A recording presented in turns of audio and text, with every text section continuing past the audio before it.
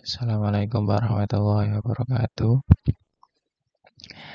Saya ingin menjelaskan demonstrasi kontekstual modul 1.1.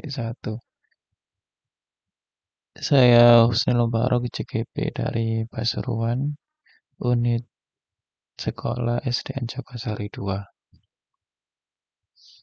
Langsung saja. Daftar isi yang pertama penerapan ide gagasan sesuai dengan pemikiran Ki Hajar Dewantara.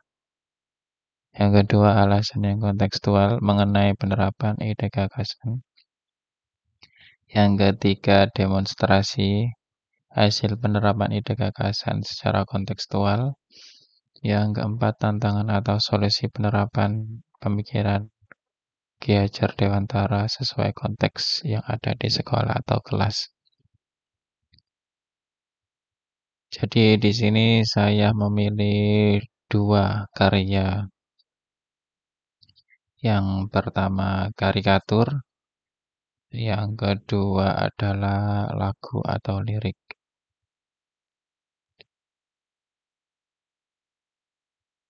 Kemudian ini karikaturnya. Jadi karikatur ini saya buat sendiri. Desainnya di Corel Draw. Untuk sumber-sumber gambarnya saya mencari sendiri juga. Konsepnya juga saya cari sendiri. Nanti kita bedah satu persatu apa isi karakternya atau konteks dalam karikaturnya. Ya. Oh, bentar. Tadi.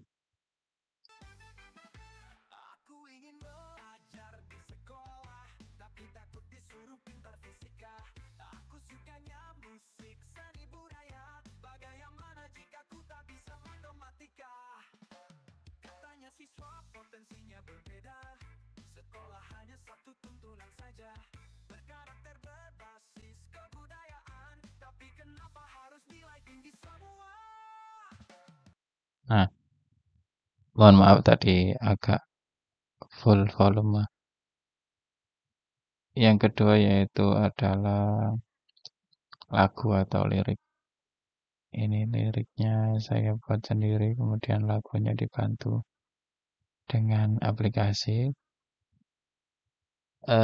Nanti kita bedah juga satu persatu konteksnya, isi dalam lagu tersebut mengenai kaitannya dengan pemikiran Ki Hajar Dewantara.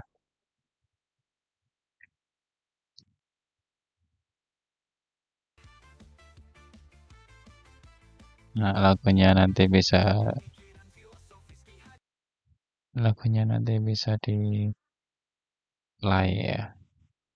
Apa kita play dari ulang awal ya, biar lagunya kelihatan.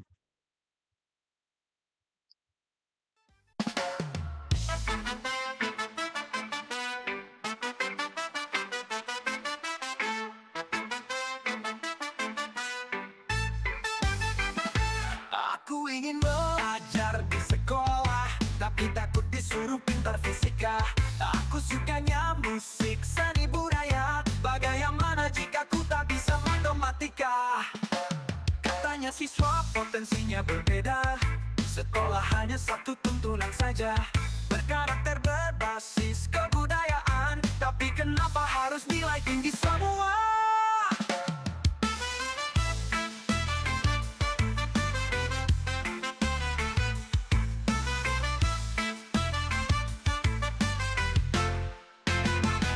Tak mungkin bisa terbang, begitu juga kita manusia. Jangan nilai dari satu sisi saja, karena kita punya potensi berbeda. Burung juga tak bisa berenang, maka jangan samakan kita semua. Semua anak unik berbeda, belajar berhamba pada siswa.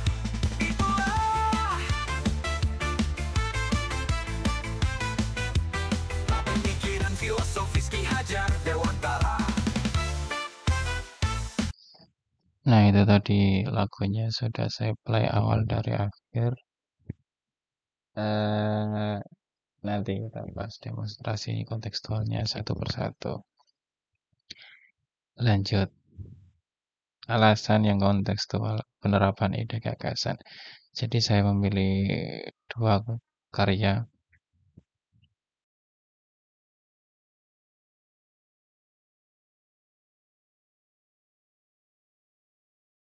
karikatur dan lirik lagu. Kenapa memilih karikatur? Karena sederhana dan mudah dipahami. Gambarnya sederhana dan langsung ke masalah inti. Visualnya juga menarik namun kontroversi. Jadi kita perlu penafsiran, kadang perdebatan untuk memaknai karikatur. Yang kedua, lirik. Kenapa memilih lirik? Alasannya yaitu karena banyak kreativitas, banyak orang yang menyalurkan ekspresinya, pemikirannya, pengalaman pribadinya itu melalui lirik. Jadi kita gampang untuk menyalurkan ide atau gagasan melalui lagu atau lirik. Berikutnya, demonstrasi hasil penerapan ide gagasan secara kontekstual. Jadi kita bahas satu persatu isi dalam karyanya. Yang pertama yaitu karikatur. Ada 4 elemen di sini. Ada 4 konteks dalam karikatur. Yang pertama ini gambar anak atau siswa. Yang kedua, di dalam otak siswa ini ada bayangan, ada pemikiran. Kemudian ada nomor 3 bayangan siswa. Yang keempat ini Ki Dewantara mengkritik. Yang pertama wujud kontekstual karikatur. 1. Kesetaraan dalam pendidikan. Gambar pertama adalah gambar anak. Gambar anak yang kelelahan berjalan menempuh pendidikan dengan diambil-embel kertas tulisan Rp atau yang berarti uang. Memberikan arti bahwa pendidikan pada era sekarang itu perlu biaya. Menurut Ki Hajar Dewantara, pendidikan harus bisa diakses oleh semua lapisan masyarakat tanpa memandang latar belakang sosial, ekonomi, atau budaya. Lanjut, berikutnya. Gambar yang kedua, dalam pemikiran anak ada berbagai macam mata pelajaran. Ada bahasa, IPA, seni, agama, matematika, PJOK. Memberikan arti bahwa pendidikan pada era sekarang itu banyak sekali tuntutannya atau pelajarannya. Menurut Ki Hajar Dewantara, pendidikan harus menjaga pengembangan seluruh aspek kepribadian anak, termasuk aspek fisik, mental, emosional, dan spiritual. Ini wujud kontekstualnya adalah pendidikan yang holistik, yaitu menyeluruh, yang mencakup seluruh perkembangan aspek kepribadian. Yang ketiga, ini ada bayangan dari anak. Nah, bayangan dari anak ini bertuliskan harus KKM. Jadi dia harus menguasai semua pelajaran yang ada di otaknya tadi atau di dalam angan-angannya tadi dengan nilai yang tinggi di atas KKM. Memberikan arti bahwa pendidikan pada era sekarang itu kurang merdeka bagi anak. Menurut Ki Hajar Dewantara, anak-anak harus diberi kebebasan untuk belajar sesuai dengan minat dan bakat mereka. Jadi semua pelajaran di atas nilai yang tinggi, di atas KKM itu kurang sesuai dengan kontekstual kebebasan belajar. Yang keempat ini, mohon maaf ini keempat salah tulis. Yang keempat yaitu pendidikan berhamba pada anak. Ini ada Ki Hajar Dewantara yang mengomentari pendidikan pada zaman sekarang. Yang ada tulisan di atasnya pendidikan seharusnya berhamba pada anak. Nah, menurut Ki Hajar Dewantara, pendidikan harus menjadikan anak sebagai pusat perhatian. Setiap anak memiliki keunikan dan potensi masing-masing. Nah, ini yang kedua, karya yang kedua yaitu lagu atau lirik. Wujud kontekstual pemahamannya dari dua lirik yang pertama, intro, verse 1 dan verse 2. Ini ada dua, yaitu pendidikan yang holistik, yaitu mencakup semua aspek tadi, dan kebebasan belajar. Kita lihat liriknya.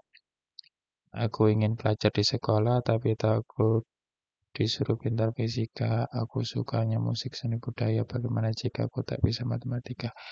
Jadi, memang pendidikan sudah holistik menyeluruh, banyak mata pelajarannya, tapi kurang bebas dalam pemilihan minat dan bakat siswa.